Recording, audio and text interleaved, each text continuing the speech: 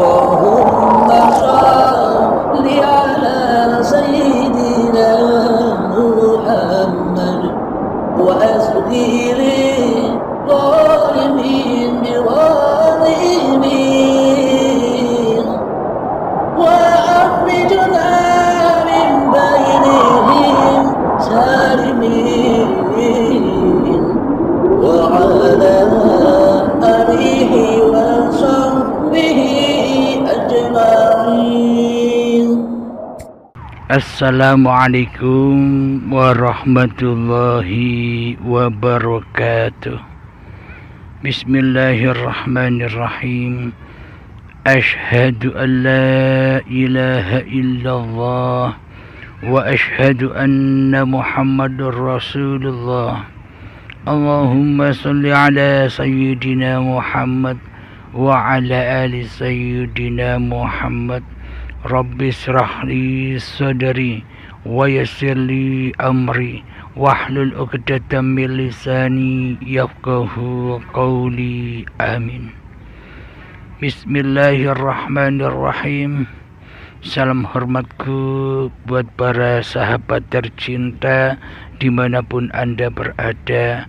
Semoga kita semua senantiasa di dalam lindungan Allah Subhanahu wa ta'ala. Amin ya rabbal alamin. Alhamdulillahirabbil alamin. Berjumpa kembali dengan para sahabat di dalam episode yang berjudul Hakikat Tahajud. Apa yang dikatakan tahajud di sisi Allah. Alhamdulillahirabbil alamin. Sudah umum kita ketahui bersama bahwa tahajud itu adalah salat qiyamul lail, salat malam. Tahajud itu maknanya bersujud. Bila bersujud atau bila tahajud tanpa bersujud, maka tahajudnya takkan pernah berlaku di sisi Allah. Jadi meskipun sholat malamnya yang di luar diri, tapi hati masih kewujudan diri manusianya di hatinya, masih hidup diri manusianya di hatinya, masih dikuasai oleh manusianya di hatinya, maka itu bukan tahajud namanya. Jadi tahajudnya raga, tahajudnya syariat, tahajudnya badan-badannya saja.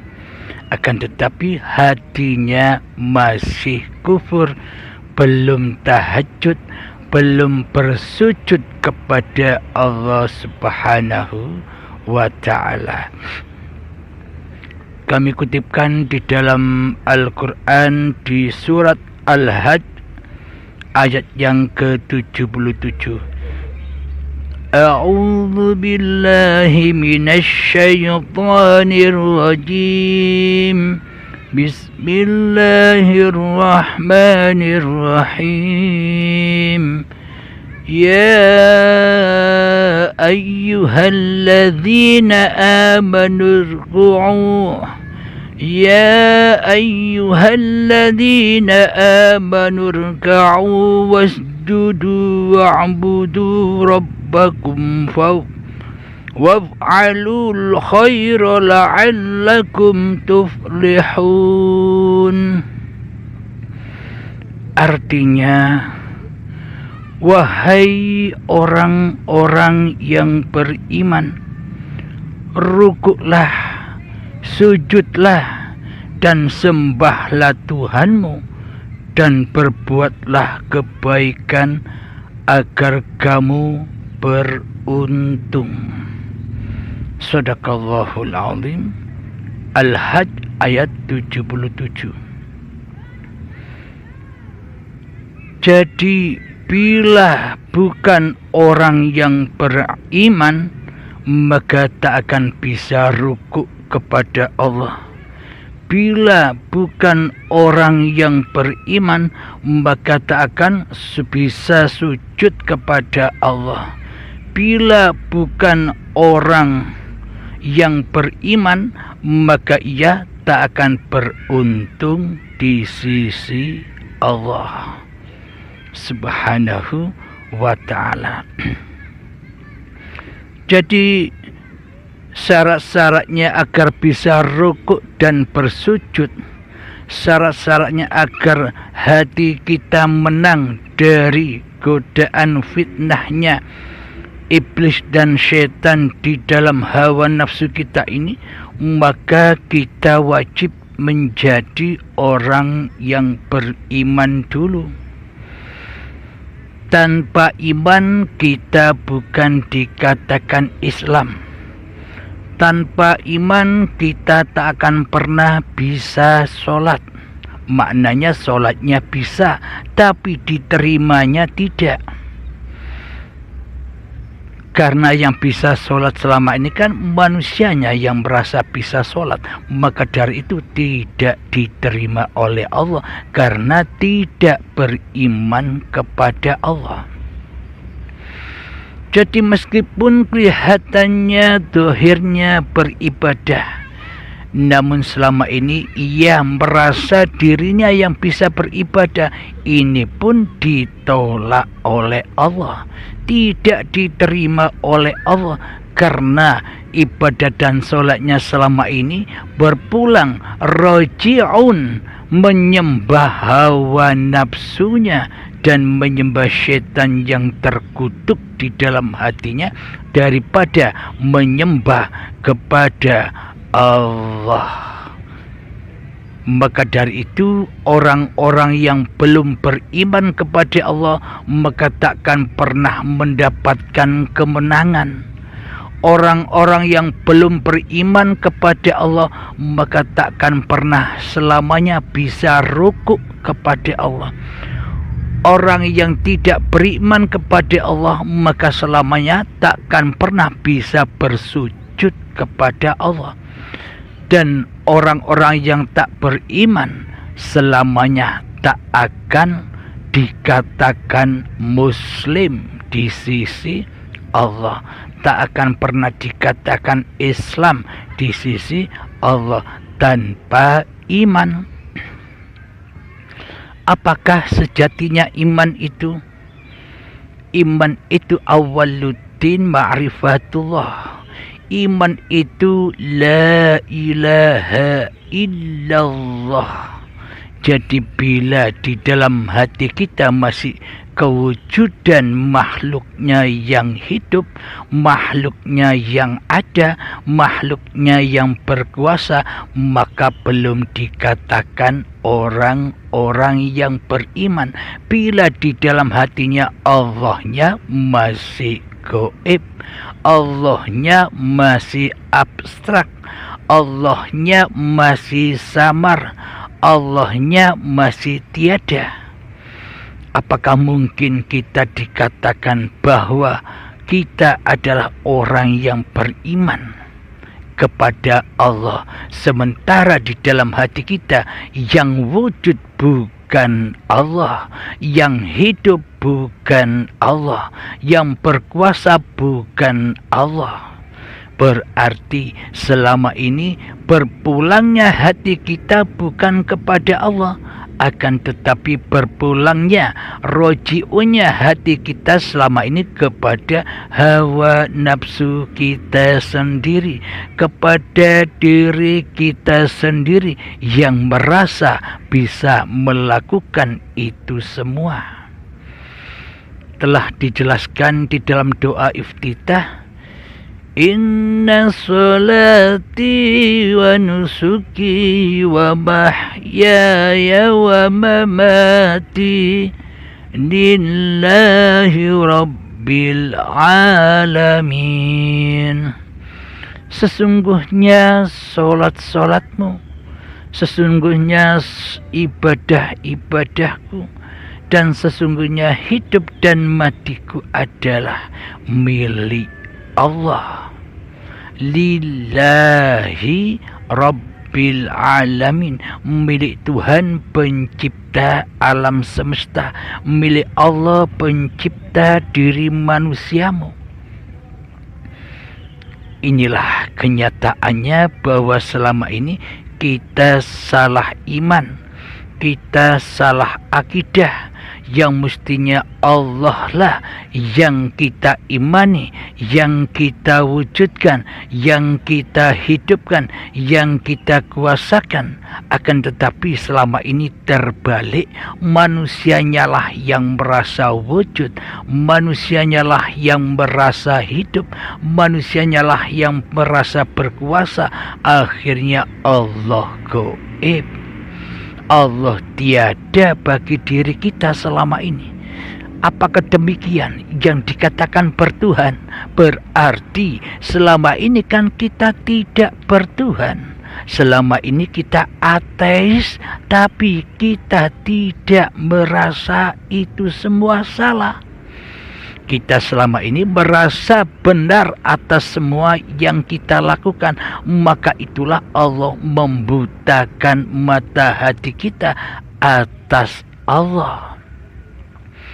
Selama ini kita merasa benar dengan apa yang kita lakukan.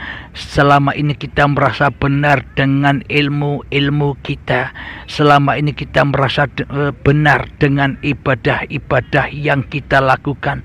Mana mungkin kita bisa merasa dosa, merasa zalimin, merasa menjahiliai Allah, bila di dalam hati kita hawa nafsu masih menjadi Tuhan di hati kita.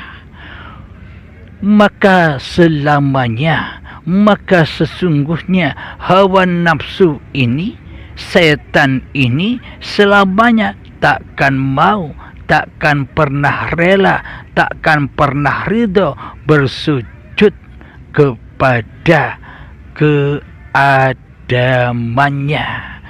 Jadi selamanya hawa nafsu diri manusia kita sendiri tidak mau, tidak rela, dan tidak ridho di hati kita bahwa bila dikatakan kita ini tidak wujud, kita ini tidak hidup, kita ini tidak kuasa. Jadi selama ini kita kan tak pernah rela, kita kan tak pernah ridho bila kita dikatakan tidak hidup, bila dikatakan kita tidak wujud, bila dikatakan kita tidak kuasa. Iya tidak. Inilah bukti nyatanya bahwa selama ini kita tidak bertuhan, melainkan mentuhankan hawa nafsu kita sendiri di hati kita. Jadi seluruh ibadah, jadi seluruh sholat, jadi seluruh amalan yang kita lakukan selama ini dituhani oleh hawa nafsu kita sendiri. Bagaimana mungkin kita mengharap-harap suatu pahala? Bagaimana mungkin kita berharap-harap suatu kebaikan? Bagaimana mungkin kita berharap-harap sebuah kemenangan? Bagaimana mungkin kita berharap-harap surga di sisi Allah, sementara kita selama ini tidak nyembah Allah, tidak mengabdi kepada Allah? Berarti selama ini kan kita tertipu, dibodohi oleh iblis dan setan, dibodohi oleh diri kita sendiri, dibelenggu oleh diri kita sendiri, dipenjara oleh diri kita sendiri, sehingga kita tidak pernah bisa menyembah dan mengabdi kepada Allah karena dihalang-halangi oleh hawa nafsu kita sendiri di hati kita, karena dihalang-halangi oleh setan yang nyata di hati kita. Bismillahirrahmanirrahim. Innasyaitana lakum aduwwum mubin. Sesungguhnya setan itu musuh yang nyata bagimu. Nah, jadi setan itu nyata. Siapakah setan yang nyata itu? Tengoklah di dalam hati kita, siapakah yang wujud melebihi kewujudan Allah? Siapa yang merasa wujud lebih wujud dari Allah Subhanahu wa ta'ala yang menciptakan diri kita? Nah, berarti yang wujud selama ini kan di dalam hati kita adalah diri kita sendiri. Karena kita tidak berbakti, karena kita tidak amanah, karena kita tidak menyembah dan mengabdi kepada Allah. Itulah karena itulah dikatakan setan itu musuhmu yang nyata. Ya, diri kita sendiri setan itu. Diri kita yang tak beriman, diri kita yang tak berislam di sisi Allah. Jadi untuk Islam, untuk selamat menuju Allah itu kendaraannya, buruknya adalah dengan iman. Tanpa kendaraan iman, maka hamba takkan pernah bisa selamat menyusuri segala tindak lakunya, menyusuri segala solat-solatnya, menyusuri segala ibadah-ibadahnya, menyusuri segala amal-amaliyahnya, tidak akan selamat. Pasti pulangnya, rujukannya adalah pulang kepada hawa nafsunya sendiri. Pahalanya adalah kebanggaannya, pahalanya adalah merasa diri kita merasa mulia atas ilmu dan ibadah-ibadah yang kita lakukan. Itulah pahalanya hawa nafsu kita sendiri. Jadi modal kendaraan agar bisa selamat, agar menuju ke jalan kemenangan adalah memakai kendaraan iman, memakai kendaraan takwa. Itulah buruknya manusia, itulah kendaraan manusia agar bisa mi'raj kepada Tuhannya. Jadi yang dikatakan buruk-buruk selama ini, bila dikaji di dalam sesi bahasan syariat, pasti semua yang diceritakan di dalam Al-Quran itu diwujudkan, digambar-gambarkan, dibayang-bayangkan. Karena manusia belum beriman kepada Allah, maka imannya hanya angan-angan saja, agamanya hanya angan-angan saja, sholatnya hanya angan-angan saja, ibadahnya hanya angan-angan saja, bertuhan dan beragamanya hanyalah angan-angan belaka, tanpa tahu makna mutasyabihat di dalam Al-Quran itu sendiri. Alhamdulillahirrabbilalamin.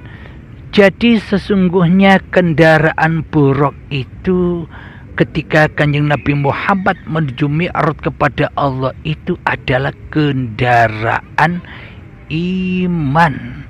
Jadi kiasannya buruk itu iman. Iman yang bagaimana? Iman yang nyata di hatinya adalah la ilaha illallah. Bila yang wujud hanya Allah, itulah iman. Bila yang hidup hanya Allah, itulah iman. Bila yang berkuasa hanya Allah, itulah iman. Baik yang di sini dan yang di sana, baik yang ada di sana dan yang ada di mana-mana, ahad adanya. Jadi tanpa iman manusia pasti jatuh ke lembah neraka, ke lembah anar, ke lembah siksaan dan azab yang pedih, karena hatinya buta akan Tuhannya, karena hatinya keras melebihi kerasnya batu. Karena hati kita selama ini selalu menjahili Allah, hidup dijahili, kuasa dijahili, apapun yang kita kerjakan dijahili, milik li nafsi. Meskipun kita mengucap lillahi ta'ala, akan tetapi praktek di hati kita selama ini kan li nafsi, bukan lillahi ta'ala. Jadi yang tahu keadaan hati kita adalah masing-masing diri kita sendiri. Bila kita ditunjuki oleh Allah jalan yang lurus, maka kita pasti akan menyadari semua kesalahan-kesalahan yang kita lakukan. Bila Allah menunjuki kepada kita jalan kemenangan, pasti kita menyadari atas kejahiliaan hati kita selama ini kepada Allah. Bila Allah akan memberikan kita petunjuk jalan yang lurus, pasti kita merasa menyadari bahwa iman dan akidah kita selama ini salah. Maka mohon ampunkanlah kepada Allah. Datanglah kepada Allah, pasrahkan, ridhokan apa-apa yang bukan hak milik kita sebelum kita bertemu dengan hari hisab, yaumil hisab, hari baiatul akbar, hari pembalasan, hari perhitungan, di mana saat syakaratul maut tiba, ketika manusia lagi asik-asik bersenda gurau dengan cinta-cinta yang ada di dunia, maka dipanggil paksa dengan dumadaan. Dumadaan itu apa ya? Secara tiba-tiba, ketika enak-enak asik dengan dunia, tiba-tiba Allah memanggil pulang, maka melototlah hati kita, maka terkejutlah hati kita.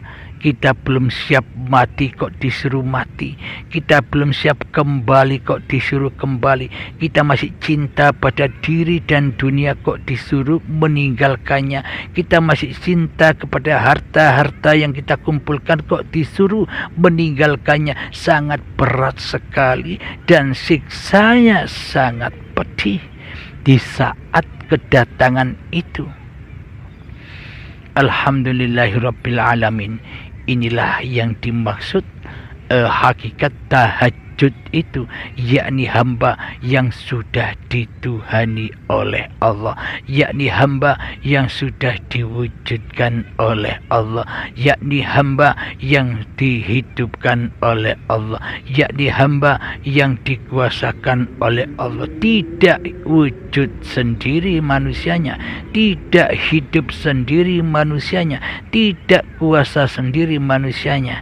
Jadi inilah tanda-tanda orang yang tahajud di malam hari, orang-orang yang bersujud di malam hari. Malamnya hatimu akan diri kemanusiaanmu, malamnya dirimu atas kewujudan diri manusiamu, malamnya dirimu atas kehidupan diri manusiamu, malamnya dirimu akan kekuasaan diri manusiamu di hatimu. Malam semua yang wujud hanya Allah, yang hidup hanya Allah, yang berkuasa hanya Allah.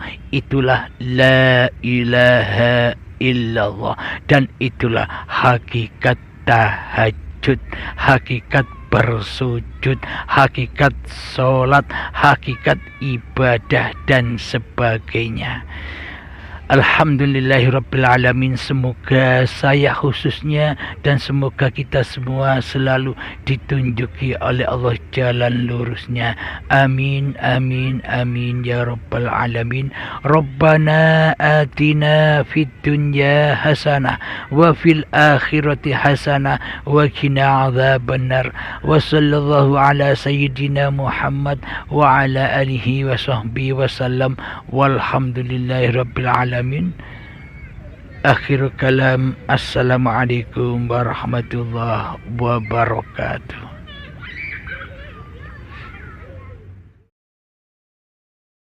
Assalamualaikum warahmatullahi wabarakatuh. Bismillahirrahmanirrahim. Ashhadu an la ilaha illallah wa ashhadu anna Muhammadar Rasulullah. Allahumma salli ala sayyidina Muhammad wa ala ali sayyidina Muhammad.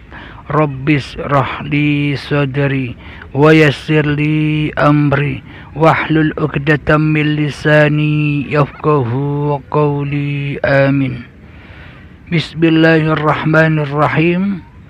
Salam takzimku buat para sahabat tercinta dimanapun Anda berada, baik yang ada di dalam dan yang ada di luar negeri. Semoga kita semua selalu dalam lindungan Allah Subhanahu wa ta'ala. Alhamdulillahirabbil alamin. Kali ini kita akan melanjutkan kembali dengan babakan tentang tahajud, babakan tentang bersujud. Jadi tahajud, jadi tempat bersujud itu adalah badan-badan ini. Di dalam badan inilah manusia bersujud kepada penciptanya. Jadi tahajud bukan lakunya badan, akan tetapi tahajud atau bersujud itu lagunya jiwa. Alhamdulillahirabbil alamin. Mari kita kutipkan di dalam surat An-Nahl ayat yang ke-49. A'udzu billahi minasyaitonir rajim. Bismillahirrahmanirrahim. Walillahi yasjudu ma fis samawati wa ma fil ard min dabbatin wal malaikatu wa hum la yastakbirun. Artinya, dan segala apa yang ada di langit dan yang di bumi hanya bersujud kepada Allah, yaitu semua makhluk bergerak dan para malaikat, dan mereka tidak menyombongkan dirinya. Shadaqallahul azim. Alhamdulillahirabbil alamin. Dan segala apa yang ada di langit dan yang di bumi hanya bersujud kepada Allah. Jadi maknanya apapun, siapapun kamu, jadi hidup dan badan inilah yang disebut langit dan bumi. Jadi hidup yang diakui oleh manusia dan badan yang diakui manusia, laksana langit dan bumi yang dikuasai, yang dirajai oleh diri manusia kita. Jadi langit dan bumi yang di luar sana itu hanya bioskop, hanya kata-kata kiasan saja, yang mana mutasabihatnya, yang mana sebenarnya makna langit itu adalah hidup, yang selama ini kita akui sebagai hidup kita, dan makna bumi adalah badan yang selama ini diakui sebagai milik kita. Berarti selama ini kan kita sebagai penguasa langit dan bumi. Berarti selama ini kan kita menjadi penguasa hidup dan badan ini. Apakah kita dikatakan bertakwa kepada Allah? Apakah kita dikatakan beriman kepada Allah? Sementara kita selama ini memilih jadi sang kholik di hati kita daripada memilih menjadi makhluk.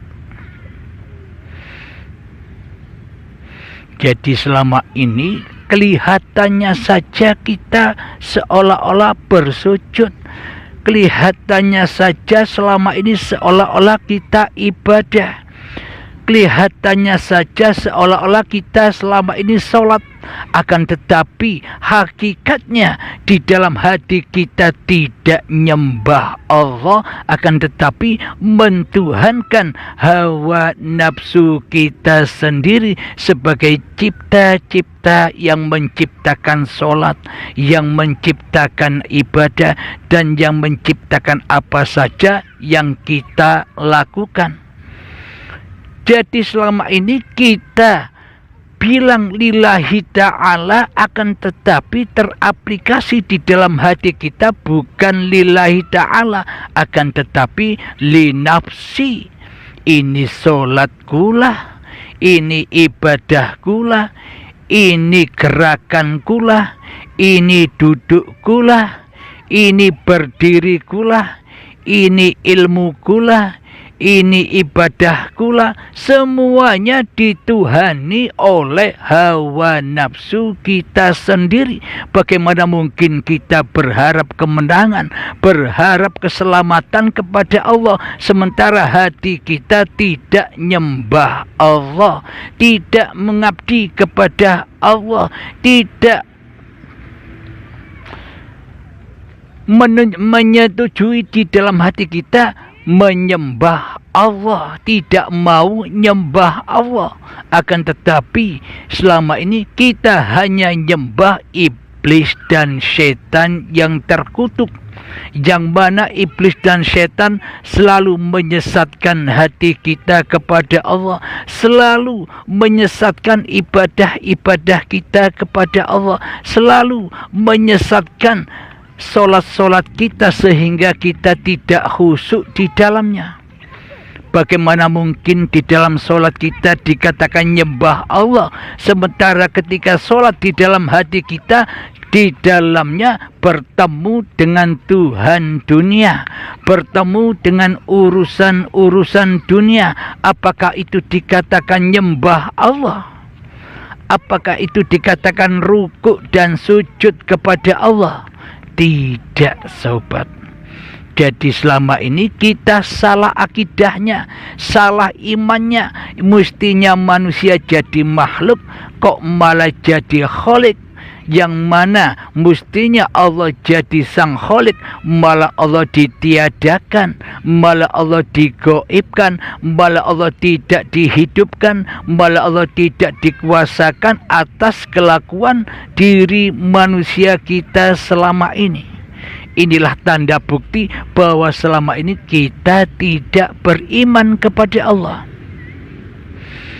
Jadi ayat inilah di dalam surat An-Nahl ayat 49, inilah tanda bukti bahwa langit dan bumi tunduk dan bersujud kepada Allah. Bagi siapa? Bagi orang-orang yang sudah beriman akan mengetahui itu. Bagi orang-orang yang sudah berbaiat akan menyadari atas kesalahannya, atas kebodohannya, atas persekutuannya, atas keateisan hatinya, akan sadar manusia itu akan menghisap-hisap dirinya sendiri. Alhamdulillahirabbil alamin. Dan mereka malaikat tidak menyombongkan dirinya.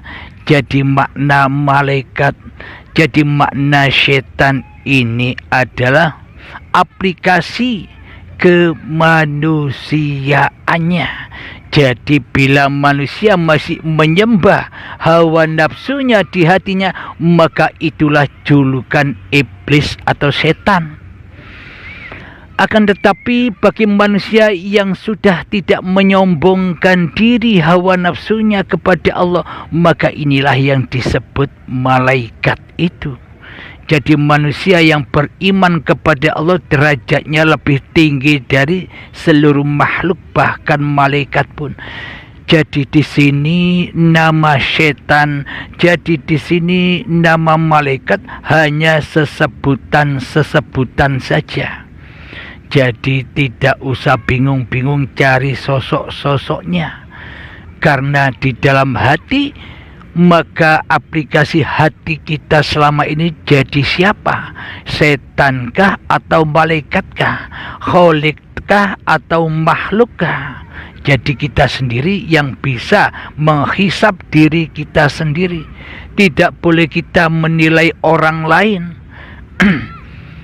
Karena diri kita pun kita tidak pedulikan selama ini. Ku anfusakum, selamatkanlah dirimu.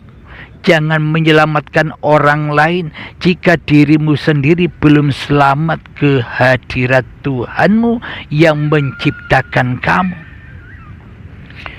Jadi janganlah selalu melihat keluar diri, masuklah ke dalam dirimu, benahilah dirimu, bangunlah jiwanya, bangunlah badannya untuk Indonesia Raya.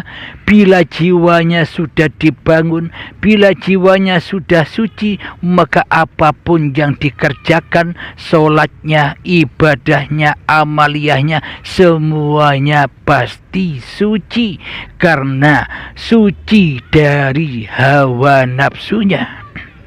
Akan tetapi bila kita hanya membangun badan saja, bila kita mengutamakan ibadah-ibadah ragawi saja, maka hatinya tetap kotor, hatinya tetap najis, dan najis pula dan kotor pula apa-apa yang kita kerjakan selama ini.